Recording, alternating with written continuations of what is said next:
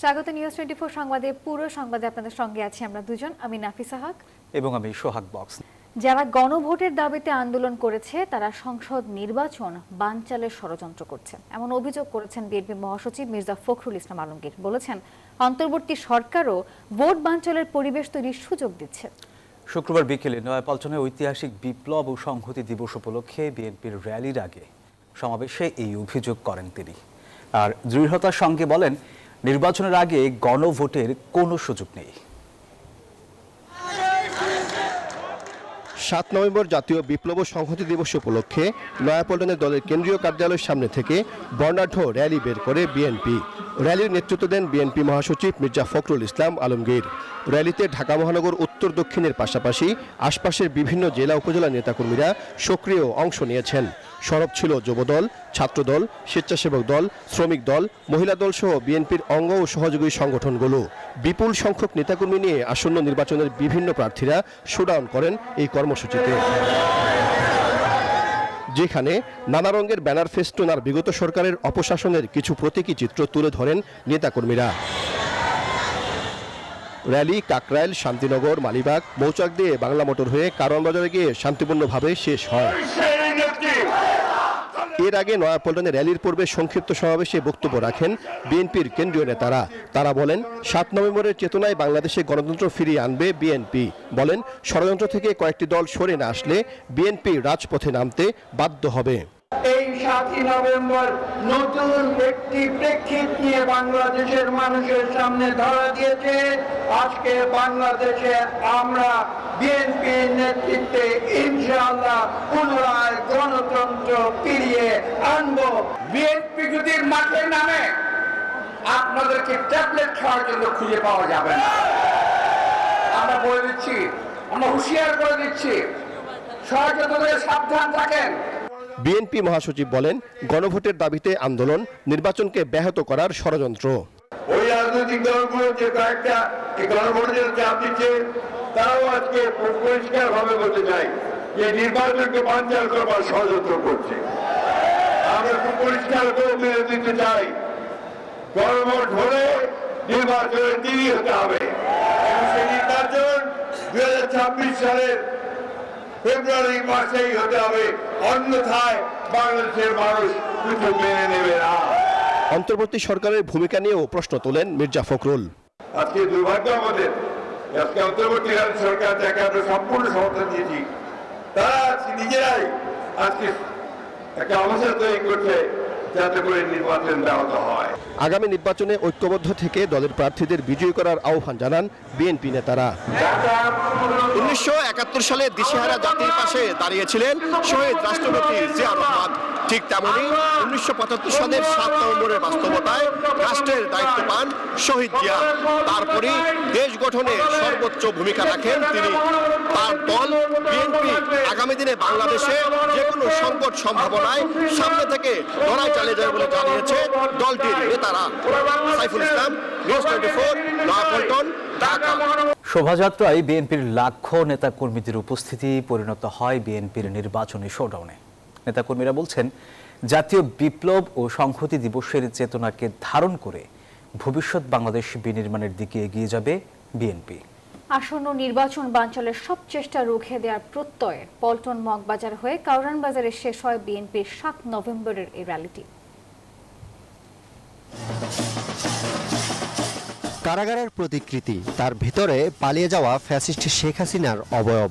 এই চিত্র বলে দেয় আগামীর বাংলাদেশে স্বৈরাচারের ঠাঁই নেই। বিএনপি আয়োজিত জাতীয় বিপ্লব ও সংহতি দিবসের র্যালিতে বাহারি রঙের শোভা। বিভিন্ন প্রান্ত থেকে মিছিল এসে ঠেকেছে নয়াপল্টনে। আর সবার চোখে মুখে আগামীর স্বপ্ন। ৭১ পরবর্তী সময়ে দেশের মানুষের আকাঙ্ক্ষা ছিল উপেক্ষিত। সেটি 1975-এর ৭ নভেম্বর জাতীয় বিপ্লব ও সংহতি দিবসের মধ্য দিয়ে পূর্ণতা পায়। আমাদের যেই চাওয়াটা, নাগরিক অধিকার নিশ্চিত হোক, মানবিক একটা বাংলাদেশ হোক, আর প্রত্যেকটা মানুষ তাদেরকে যেন আমরা জননিরাপত্তা প্রদান করতে পারি। আমার মনে হয় সেই উদ্দেশ্যে আমরা সবাই এগিয়ে চলছি। এই দিনটিকে বিএনপি সিপাহী জনতার আন্দোলনের দিন হিসেবে পালন করেছে, কিন্তু গত 17 বছর ফ্যাসিস্ট বিএনপিকে এইভাবে কোনো প্রোগ্রাম করতে দেয়নি। যারা সেদিন এই সিপাহী জনতা মিলে যারা জিয়া রহমানকে বন্দি দশা থেকে মুক্ত করেছে, তাদেরকে আমরা বিনম্র শ্রদ্ধা জ্ঞাপন করছি। বর্ণাঢ্য এ র্যালি শান্তিনগর হয়ে মৌচাক থেকে মগবাজারের দিকে এগিয়ে যায়। দেশের ভবিষ্যৎ বিনির্মাণে আসন্ন নির্বাচনে দেশের জনগণ বিএনপিকে বেছে নেবে এমন প্রত্যাশা দলের নেতাকর্মীদের। সকলে মিলে আমরা সবাই যেন সমস্ত বিশৃঙ্খলতার বিরুদ্ধে রুখে দাঁড়িয়ে একটি নতুন বাংলাদেশ বিনির্মাণ করতে পারি। তারা বাংলাদেশে বসে বিদেশি প্রভুদের ষড়যন্ত্রের মাধ্যমে তারা বাংলাদেশের নির্বাচনকে পিছিয়ে দেওয়ার অপচেষ্টা করছে। বাংলাদেশের মানুষ কখনো এটা মেনে নেবে না। সুন্দর বাংলাদেশ বিনির্মাণে বাংলাদেশ জাতীয়তাবাদী দল বিএনপির বিকল্প নেই বলেও মনে করেন র্যালিতে অংশ নেয়া নেতাকর্মীরা। র্যালিটি মগবাজার থেকে বাংলা মোটর হয়ে কারণ বাজারে গিয়ে শেষ হয়। সিপাহী জনতার ঐতিহাসিক বিপ্লব দেশের তৎকালীন রাজনীতির ব্যবস্থার পরিবর্তন করে দেশ ও জাতিকে নতুন পরিচয়ে অভিষিক্ত করেছিল। এ চেতনা ভবিষ্যতে ধরে রাখার প্রত্যয় বিএনপি নেতাকর্মী ও সাধারণ মানুষের। আরিফুল ইসলাম, নিউজ 24, ঢাকা। জিয়াউর রহমানের তৈরি করা রাষ্ট্র কাঠামোর ওপর আজও বাংলাদেশ টিকে আছে, এমন মন্তব্য করেছেন যুব ও ক্রীড়া উপদেষ্টা আসিফ মাহমুদ সজীব ভূঁইয়া। শুক্রবার বিকেলে জাতীয় প্রেস ক্লাবে সংহতির 50 বছর উপলক্ষে আয়োজিত এক গোল টেবিল বৈঠকে এই মন্তব্য করেন তিনি।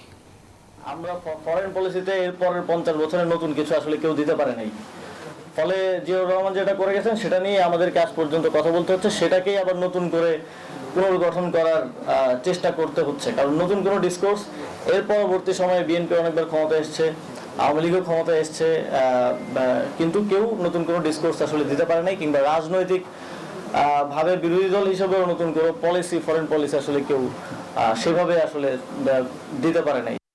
গণ অভ্যুত্থানের পরও গণতন্ত্রকে ধ্বংস করতে নানা চক্রান্ত চলছে বলে অভিযোগ করেছেন বিএনপি মহাসচিব মির্জা ফখরুল ইসলাম আলমগীর। শুক্রবার সকালে রাজধানীর জিয়া উদ্যানে বিপ্লব ও সংহতি দিবস উপলক্ষে বিএনপির প্রতিষ্ঠাতা জিয়াউর রহমানের সমাধিতে ফুলেল শ্রদ্ধা শেষে এসব কথা বলেন বিএনপি মহাসচিব। এ সময় 7 নভেম্বরের চেতনায় উজ্জীবিত হয়ে সকল ষড়যন্ত্রের বিরুদ্ধে সবাইকে ঐক্যবদ্ধ থাকার আহ্বানও জানিয়েছেন। বিপ্লব ও সংহতি দিবসে শ্রদ্ধা জানাতে শহীদ রাষ্ট্রপতি জিয়াউর রহমানের সমাধিতে নামে নেতা কর্মীদের ঢল। বিএনপি মহাসচিবের নেতৃত্বে শ্রদ্ধার মিছিলে ছিলেন সিনিয়র যুগ্ম মহাসচিব রুহুল কবির রিজভী, স্থায়ী কমিটির সদস্য সালাউদ্দিন আহমেদ সহ কেন্দ্রীয় নেতারা। তরুণরা কেমন নেতৃত্ব দেখতে চায় তার মহড়া হয়েছে ছাত্র সংসদ নির্বাচনগুলোতে, এমন মন্তব্য করেছেন জামায়াতের আমির ডাক্তার শফিকুর রহমান। তিনি বলেন, স্বৈরাচারকে বিতাড়িত করা তরুণরা নতুন বাংলাদেশ বিনির্মাণে ভূমিকা রাখবে। আর জামাত ক্ষমতায় যেতে পারে এমন ইঙ্গিত দিয়ে দলের নায়েবে আমির ডাক্তার সৈয়দ আব্দুল্লাহ মোহাম্মদ তাহের বলেছেন, আগামী নির্বাচনে ঘটতে পারে মিরাকল। ছাত্র শিবির সমর্থিত প্যানেল নিরঙ্কুশ সংখ্যাগরিষ্ঠতা পেয়ে বিজয় অর্জন করেছে। ডাকসু, জাকসু, চাকসুর পর রাকসুতেও শিবিরের জয়। রাজধানীর চীন মৈত্রী সম্মেলন কেন্দ্রে শুক্রবার সংবর্ধনা অনুষ্ঠানে সেই জয় উদযাপন করল শিবির। এ সময় নির্বাচিত ভিপিরা বলেন, নতুন বাংলাদেশের রাজনীতি হবে চাঁদাবাজি, দখলদারিত্ব মুক্ত। যে সকল রাষ্ট্র সংস্কার প্রস্তাবনা এসেছে গণভোটের মাধ্যমেই তা বাস্তবায়ন করতে হবে। সংস্কারের যে প্রস্তাবনা এসেছে, রাষ্ট্র সংস্কারের যে প্রস্তাবনা এসেছে, সেই সকল প্রস্তাবনা ঠিক করবে জনগণ, গণভোটের মাধ্যমে ঠিক হবে। ছাত্র শিবিরের এই জয়যাত্রায় উজ্জীবিত জামায়াত দলের নায়েবে আমির ডাক্তার সৈয়দ আব্দুল্লাহ মোহাম্মদ তাহের বলেন, আগামী নির্বাচনে ঘটতে পারে মিরাকল। বিশ্ববিদ্যালয়ের যে রিফ্লেকশন, এটাই বাংলাদেশ হবে এবং আগামী নির্বাচনে তারই প্রভাবে আর একটি মিরাকল হতে পারে। আমরা এটা দৃঢ়ভাবে বিশ্বাস করি ইনশাআল্লাহ। তরুণরা কেমন নেতৃত্ব দেখতে চায় তার মহড়া হয়েছে ছাত্র সংসদ নির্বাচনগুলোতে, এমন মন্তব্য করেছেন জামায়াত ইসলামের আমির ডাক্তার শফিকুর রহমান। এই তরুণরা আগামীর বাংলাদেশ কিভাবে গড়বে তার রিহার্সাল হচ্ছে এখনকার ছাত্র সংসদের মাধ্যমে। তোমাদের নেতৃত্বে ইনশাআল্লাহ আগামীর নতুন বাংলাদেশ, বেটার বাংলাদেশ গড়ে উঠবে, এটা আমাদের প্রত্যাশা। সমাপনী বক্তব্যে শিবির সভাপতি বলেন, স্বপ্নের ক্যাম্পাস বিনির্মাণে নির্বাচিত প্রতিনিধিরা শুধু ক্যাম্পাস নয়, দেশ গঠনের ক্ষেত্রেও ভূমিকা রাখবে। তাওহিদুল ইসলাম, নিউজ 24, ঢাকা। জুলাই সনদে কোনো নোট অফ ডিসেন্ট রাখা যাবে না, এমন মন্তব্য করেছেন জাতীয় নাগরিক পার্টির আহ্বায়ক নাহিদ ইসলাম। বাংলা একাডেমিতে ইউনিভার্সিটি টিচার্স ফোরামের আত্মপ্রকাশ ও আলোচনা সভায় এই কথা বলেছেন তিনি। নাহিদ ইসলাম আরও বলেন, জুলাই সনদ বাস্তবায়ন ইস্যুতে প্রধান উপদেষ্টাকে আদেশ দিতে হবে। গত 16 বছরে সব প্রতিষ্ঠান ধ্বংস করা হয়েছে, মেধার কোনো মূল্যায়ন ছিল না বলে অভিযোগ করেছেন। বলেছেন 5 আগস্টের পরও অন্তর্বর্তী সরকার শিক্ষা ব্যবস্থা ঢেলে সাজানোর স্বপ্ন দেখাতে ব্যর্থ হয়েছে। দেশে এখনো ফ্যাসিবাদী কাঠামো রয়ে গেছে বলেও মন্তব্য করেছেন। জুলাই সনদের এই অর্ডারটা ডক্টর মোহাম্মদ ইউনূসকে দিতে হবেন গণ অভ্যুত্থানের জায়গা থেকে, এবং জুলাই সনদের নোট অফ ডিসেন্ট বলে কিছু থাকবে না। আমরা যা ঐক্যমত হয়েছে সেটা জনগণ বাকিটা ঠিক করবে, জনগণ যদি বলে সেগুলাই বাস্তবায়িত হবে। সেই সকল বিবেচনায় আমরা আশা করি খুব দ্রুত সময়ের মধ্যে জুলাই সনদের আইনি ভিত্তির মাধ্যমে আমরা নির্বাচনের দিকে যাব। এবার জেরেসারেম নির্বাচনের পথে।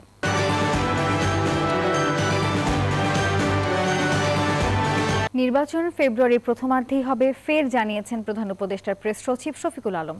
নির্বাচন নিয়ে যারা বিভ্রান্তি ছড়াচ্ছেন তারা স্বৈরাচারের দোসর বলে মন্তব্য করেছেন তিনি। শুক্রবার সকালে নেত্রকোনায় সাংবাদিকদের সাথে মত বিনিময় সভায় এসব কথা বলেছেন তিনি।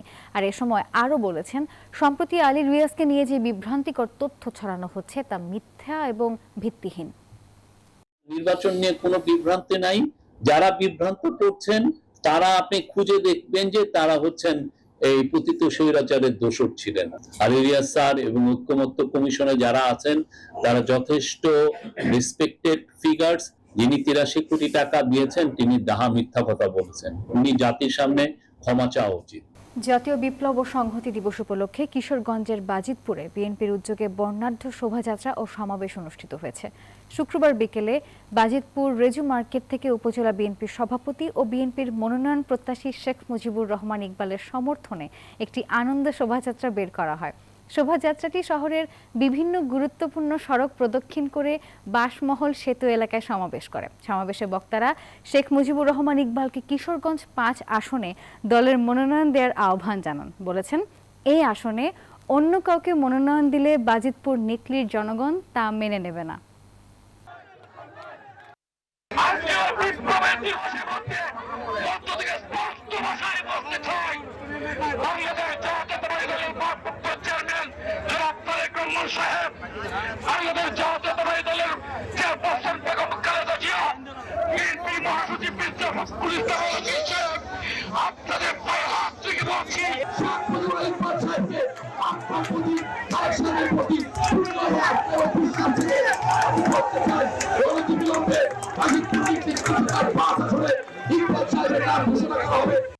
ঢাকার বসুন্ধরা সিটি শপিং মল উদ্বোধন হলো দেশের অন্যতম মানসম্মত খেলনার ব্র্যান্ড টগি টয়েজের দ্বিতীয় আউটলেট।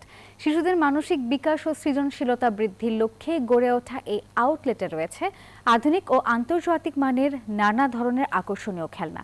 শুক্রবার বিকেলে বসুন্ধরা সিটি শপিং মলের গ্রাউন্ড ফ্লোরে উদ্বোধনের আয়োজন করা হয়। প্রধান অতিথি ছিলেন বসুন্ধরা গ্রুপের ডেপুটি ম্যানেজিং ডাইরেক্টর অবসরপ্রাপ্ত ক্যাপ্টেন শেখ এহসান রেজা এবং chief operating officer Mirza Mujahidul Islam. এর আগে টগি টয়েজের প্রথম আউটলেট উদ্বোধন করা হয় বসুন্ধরা আবাসিক এলাকার সাফওয়ান বসুন্ধরা গ্লোবাল হেডকোয়ার্টারের গ্রাউন্ড ফ্লোরে।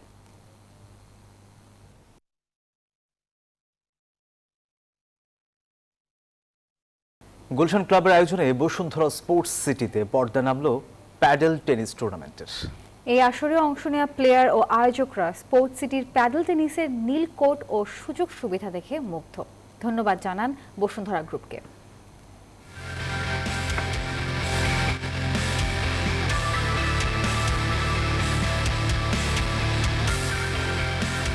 প্যাডেল টেনিস যার চল ছিল না বাংলাদেশে, কিন্তু 1 বছরের মধ্যে সাধারণ মানুষের কাছে খেলাটিকে জনপ্রিয় করে তুলেছে বসুন্ধরা গ্রুপ। স্পোর্টস সিটিতে প্যাডেল টেনিসের নীল কোর্টে এখন মাঠ মাতান দেশি বিদেশি প্লেয়াররা। যুবক যুবতীদের পছন্দের খেলার তালিকায় যুক্ত হয়েছে লাল সবুজের দেশে আসা নতুন এই খেলা।